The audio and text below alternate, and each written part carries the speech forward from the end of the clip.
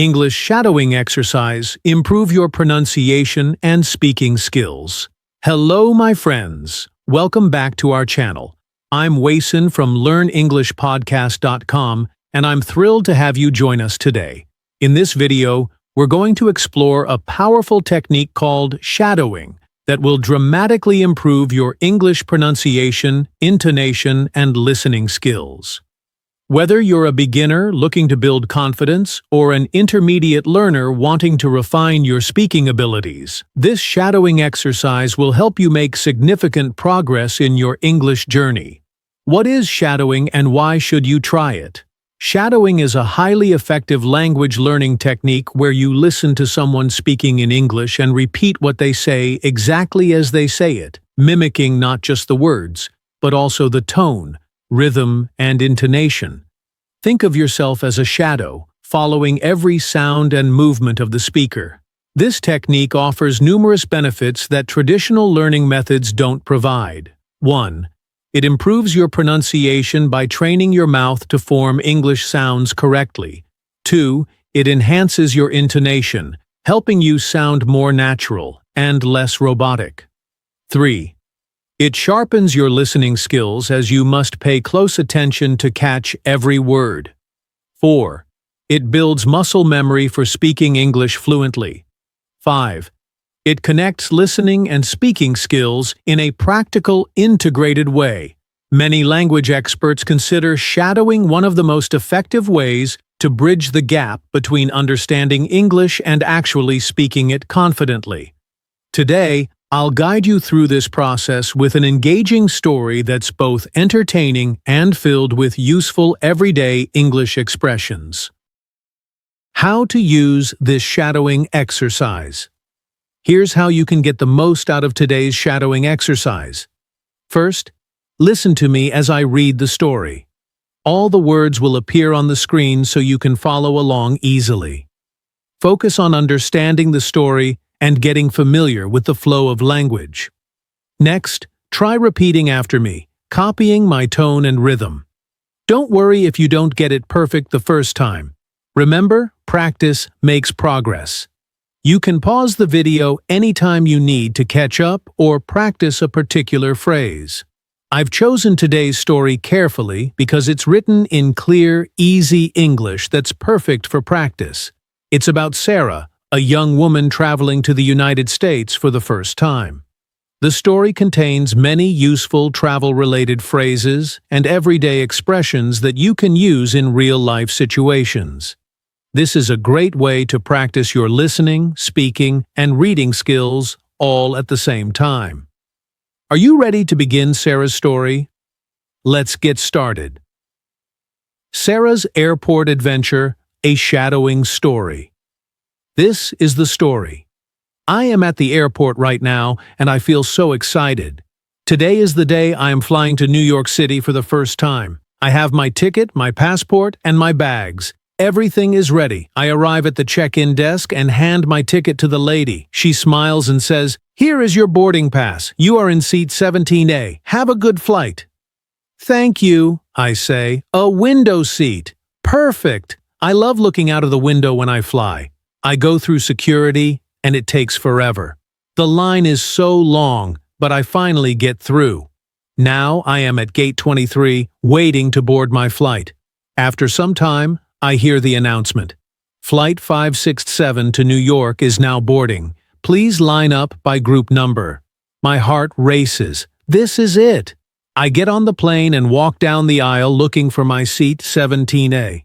When I reach my row, I stop. Someone is sitting in my seat. It is a man in a blue jacket, and he is looking out of the window. I feel nervous, but I say, "Excuse me, sir, this is my seat." He looks at me, surprised. "Oh," he says, "are you sure? Let me check my ticket." He pulls out his ticket and looks at it. He says, "My ticket says 17A. I think this is my seat." Now I am confused. I pull out my ticket and show it to him. "See? My ticket says 17A, I say confidently. He looks at my ticket, then looks at me. He smiles kindly and says, "Okay, no problem. You can take the seat." I'll sit in the middle. I feel a little bad, but I really want the window seat. Thank you, I say as I sit down. The plane takes off, and I look out the window. The clouds are so beautiful. I feel happy and relaxed. Now the man next to me starts a conversation. Are you going to New York for vacation? He asks. Yes, I say. It's my first time. I want to see Times Square and the Statue of Liberty. That's great, he says. I live in New York. You'll love it. It's a busy city, but it's full of life. As we talk, I notice something strange. He doesn't seem upset about losing the window seat. He is calm and even friendly. After a while, the flight attendant comes by. She looks at me and then at the man. Excuse me, she says, but I think there's been a mistake. I freeze. What mistake? I ask. The flight attendant looks at my ticket, then she looks at the seat numbers. You are in the wrong seat, she says. What? I ask, confused. The seat is 17A and it belongs to this gentleman, she explains. Your seat is actually 17C, the aisle seat. My face turns red. I look at the man and he just smiles. It's okay, he says. I don't mind the middle seat. I feel so embarrassed. All this time I thought I was right, but I was wrong. I should have been sitting in the aisle seat. I'm so sorry, I say to him. You were right all along. Don't worry about it, he says with a laugh. Mistakes happen. For the rest of the flight, I can't stop thinking about how kind he is. He didn't argue or get upset. He just smiled and let me have the seat. As the plane lands, I thank him again. You are very kind, I say. He just laughs and says, Enjoy New York, and next time, double-check your ticket. When I leave the plane, I feel a mix of emotions, embarrassment, gratitude, and relief. This trip is already teaching me something important. Sometimes it's okay to admit when you're wrong. Hello again, friends. This is Wason from LearnEnglishPodcast.com. I hope you're enjoying this shadowing exercise so far. Remember, the more you practice repeating after me, the more natural your English will sound. Let's continue with our lesson. Lessons from Sarah's story. So what can we learn from Sarah's story? First, always double-check your ticket. It's a simple step, but it can save you from a lot of confusion. Mistakes like sitting in the wrong seat are easy to make, especially when we're feeling excited or nervous. But here's the most important lesson. Mistakes are okay. Sarah thought she was right, but she wasn't. Instead of getting upset, the man showed kindness and patience. This teaches us that being kind to others, even in small situations, can make a big difference. Learning English is just like this journey. Sometimes we make mistakes, and that's okay. Mistakes help us learn and grow. The important thing is to keep trying and stay positive. Every small step you take in learning English is a step closer to reaching your goals. Now, I want you to think about this. What would you have done in Sarah's situation? Would you have switched seats or insisted on staying where you thought you belonged? Think about it for a moment. Useful travel phrases and vocabulary. Now, let's look at some useful phrases and vocabulary from Sarah's story. These are words and expressions you can use when you travel or even in daily life. Useful phrases at the airport. 1. Excuse me, this is my seat. Use this phrase if someone is sitting in your assigned seat. Repeat after me. Excuse me, this is my seat. 2. Let me check my ticket. A polite way to confirm your seat or other travel details. Repeat after me. Let me check my ticket. 3. Have a good flight. A friendly way to wish someone a safe and pleasant trip. Repeat after me. Have a good flight. Vocabulary for travel. 1. Boarding pass. This is the ticket you need to get on the plane. Example, I showed my boarding pass at the gate. 2. Window seat, middle seat, aisle seat. These are the 3 types of seats on a plane. Example, I prefer a window seat because I love the view. 3. Security check, the process where airport staff check your bags and ID. Example, The security check took a long time today. 4. Gate, the area where you wait to board your flight. Example, my flight is boarding at gate 23. Phrases for polite conversations. 1. Don't worry about it. A kind way to say that everything is okay. Example, I said sorry for the mistake, and he replied, don't worry about it. 2. Mistakes happen. A comforting phrase to remind someone that it's normal to make errors. Example, when I sat in the wrong seat, the man said, mistakes happen. 3. Enjoy your trip. A positive way to wish someone well on their journey. Example, the flight attendant said, enjoy your trip. Practice time. Let's practice some of these phrases together. Repeat after me. Excuse me, this is my seat. Let me check my ticket. Don't worry about it. Mistakes happen. Great job! Remember, these phrases are very useful when you travel. Try using them the next time you fly or even in other situations where you need to speak politely. The power of shadowing for English fluency. Now that we've practiced with Sarah's story, let's talk more about why shadowing is such a powerful technique for improving your English.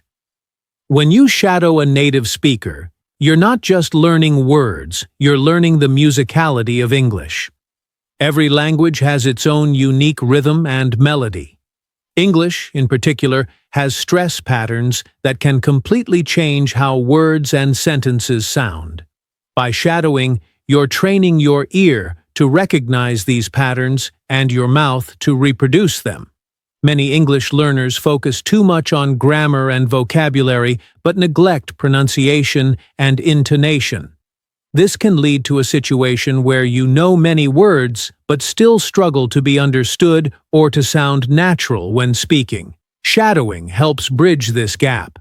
Think of it like learning to dance. You could read about all the dance steps in a book, but until you actually move your body and follow someone else's movements, you won't really learn to dance. Language works the same way. Your mouth muscles need to practice the movements of English speech. Advanced shadowing techniques. As you get more comfortable with basic shadowing, here are some advanced techniques you can try. 1. Simultaneous shadowing. Instead of waiting for me to finish a sentence before repeating, try to speak along with me with just a slight delay. This is challenging but incredibly effective for developing fluency. 2. Blind shadowing. Listen without reading the text on screen and then repeat what you hear. This improves your listening comprehension dramatically. 3. Prosody. Shadowing. Focus specifically on matching the intonation, stress, and rhythm rather than getting every word perfect. 4. Record yourself. Use your phone to record your shadowing practice, then compare it to the original. This helps you identify specific areas to improve. 5. Speed variation. Practice shadowing at different speeds, both slower and faster than the original. This builds flexibility in your speech. Common challenges in English pronunciation. Many English learners struggle with specific pronunciation challenges based on their native language. Let's address some of the most common ones. 1. The TH sound. Words like this, think, and both contain sounds that don't exist in many languages. Practice by placing your tongue between your teeth and blowing air out. 2. Vowel length. In English, the length of vowels can change the meaning of words. Compare ship and sheep or hit and heat. 3. Word stress. English words have specific syllables that are stressed. Mispronouncing the stress can make words unrecognizable to native speakers. 4. Sentence rhythm. English is a stress-timed language, meaning that stressed syllables occur at regular intervals, while unstressed syllables are shortened. 5. Linking words. Native speakers often connect words, making phrases sound like one long word. For example, Did you eat yet might sound like did you eat yet? Shadowing helps with all these challenges because you're mimicking a native speaker who naturally incorporates these elements. The psychology of language learning. Learning a new language isn't just about memorizing words and rules, it's also about psychology. Many learners feel self-conscious or embarrassed when speaking English, which creates a barrier to progress. Shadowing helps overcome this psychological barrier in several ways. 1. Building confidence. By practicing in private, you can make mistakes without feeling judged. 2. Creating muscle memory. The more you practice speaking, the more automatic it becomes, reducing anxiety when you need to speak in real situations. 3. Developing an English self. Regular shadowing helps you develop a comfortable, English-speaking identity that feels natural rather than forced. 4. Reducing the translation gap. Many learners translate from their native language to English in their heads before speaking. Shadowing helps you think directly in English. Remember, everyone feels awkward when learning a new language. Even native English speakers feel uncomfortable when learning other languages. The key is to embrace the discomfort as part of the learning process. Integrating shadowing into your daily routine. To make the most of shadowing, try to incorporate it into your daily routine. 1. Morning routine. Start your day with 10 minutes of shadowing while getting ready. 2. Commute time. If you commute, use that time to practice shadowing with audio lessons. 3. Exercise. Shadow while walking or doing light exercise. Physical movement can actually enhance language learning. 4. Before bed. End your day with a short shadowing session to reinforce what you've learned. 5. Micro sessions. Even 2 to 3 minutes of shadowing several times a day can be more effective than one long session. The key is consistency. A little practice every day is much more effective than occasional long study sessions. Beyond shadowing, creating a complete English learning plan. While shadowing is powerful, it works best as part of a comprehensive approach to language learning. Here's how to create a well-rounded English practice routine. 1. Input. Listen to English podcasts, watch English videos, and read English texts to build your vocabulary and understanding. 2. Output. Practice speaking and writing in English regularly to activate your passive knowledge. 3. Feedback. Find ways to get feedback on your English, whether through language exchange partners, teachers, or apps. 4. Targeted practice. Identify your specific weaknesses and create exercises to address them. 5. Real-world use. Find opportunities to use English in authentic situations, even if it's just ordering coffee from an English-speaking barista.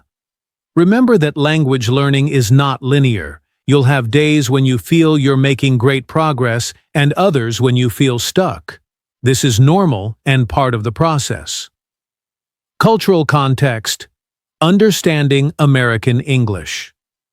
In Sarah's story, she travels to New York. Understanding American culture can help you better understand American English. Here are some cultural insights. 1. Small talk. Americans often engage in casual conversation with strangers, as the man did with Sarah on the plane.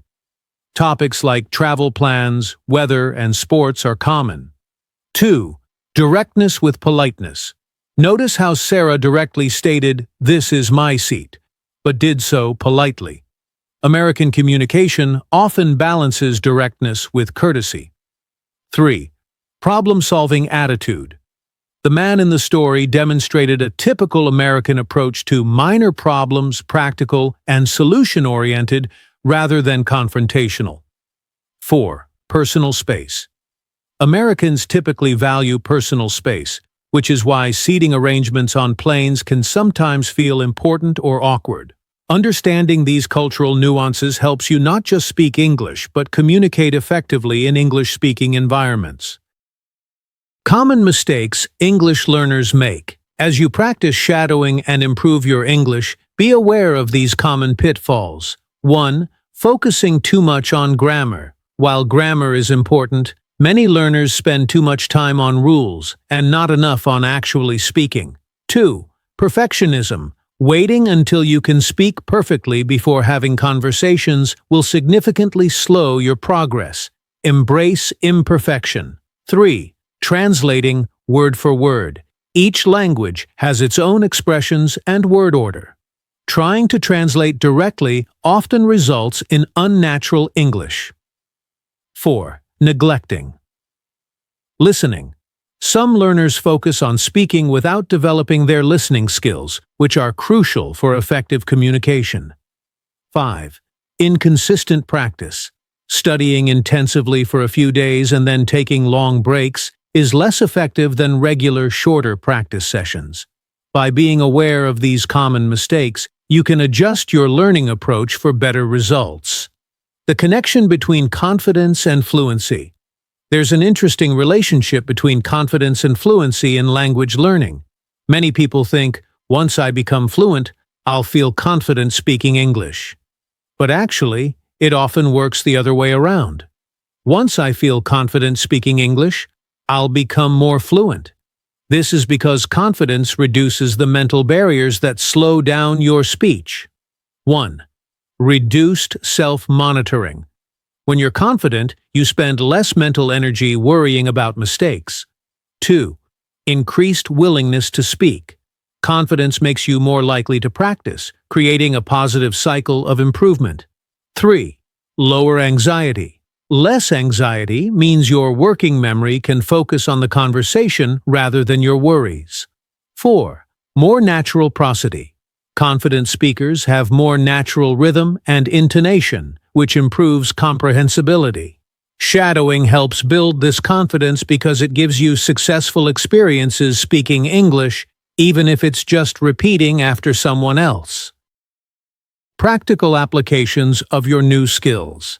The phrases and vocabulary we've practiced today aren't just for travel situations. Let's look at how you can apply them in other contexts. 1. Workplace communication. Let me check my notes. Similar to, let me check my ticket. Don't worry about it when a colleague makes a minor mistake. Mistakes happen, creating a positive team environment. 2. Social situations. Excuse me, I believe that's my seat, at a theater or restaurant. Enjoy your evening, similar to enjoy your trip. Are you here for the concert? Starting a conversation like, are you going to New York for vacation? 3. Online interactions. I think there's been a mistake. When there's a misunderstanding in a chat, let me check the information, verifying facts before responding. By recognizing how language patterns transfer across contexts, you can get more mileage out of the phrases you learn. The science behind effective language learning. Research in neurolinguistics has revealed fascinating insights about how our brains learn languages. 1. Spaced repetition. Reviewing material at increasing intervals helps move information from short-term to long-term memory. This is why regular shadowing practice is more effective than cramming. 2. Emotional connection. We remember language better when it's connected to emotions or stories, like Sarah's airport adventure. 3. Multisensory input, engaging multiple senses, hearing the audio, seeing the text, speaking the words, strengthens neural pathways. 4. Sleep consolidation. Your brain processes and consolidates language learning during sleep, which is why consistent practice over time works better than marathon sessions. 5. The 80-20 principle. In English, about 20% of the words make up 80% of everyday conversation. Focusing on high-frequency words and phrases, like those in our story, gives you the biggest return on your learning investment. Understanding these principles can help you optimize your language learning approach. Setting realistic goals for your English journey. As you continue practicing with shadowing and other techniques, it's important to set realistic goals. 1. Process goals versus outcome goals. Focus on, I will practice shadowing for 15 minutes daily, rather than, I will be fluent in 3 months. 2. Measurable progress. Track specific improvements like, I can now pronounce the T sound correctly in 8 out of 10 attempts. 3. Celebration points. Define milestones to celebrate, such as your first 5-minute conversation with a native speaker or understanding a TV show without subtitles. 4. Personalized benchmarks. Compare your progress to your past self, not to native speakers or other learners who may have different circumstances. Remember that language learning is a marathon, not a sprint. Consistent effort over time yields remarkable results. Practice time revisited. Let's practice shadowing one more time with a few key sentences from our story. Remember to focus not just on the words, but also on the intonation and rhythm. I am at the airport right now and I feel so excited. Excuse me, sir. This is my seat. Don't worry about it. Mistakes happen. Enjoy New York. And next time, double-check your ticket. Excellent work. With each practice session, your pronunciation and fluency improve. Conclusion. Your English journey continues. Thank you so much for practicing with me today. I hope you enjoyed Sarah's story and learned something valuable about both English language and life lessons. Remember, shadowing is a powerful technique that you can use with any English audio content podcasts, movies, songs, or other videos on our channel. The key to improving your English is consistency and patience. Don't get discouraged if you don't sound perfect right away. Every time you practice, you're building neural pathways that make speaking English more natural and automatic. Remember that you can watch this video as many times as you want to practice your shadowing. Repeating the story will help you improve your pronunciation, rhythm, and confidence in English. If you found this video helpful, please don't forget to subscribe to LearnEnglishPodcast.com for more language learning content. We release new videos regularly with different techniques and topics to help you on your English journey. Before we go, let me leave you with this thought. Learning English is not just about words and grammar. It's about connecting with people, just like Sarah did on her trip.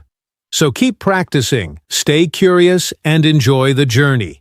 Thank you for watching, and see you in the next video. This is Wason from LearnEnglishPodcast.com, signing off. Don't forget to subscribe to our channel for more English learning content that will help you become a confident English speaker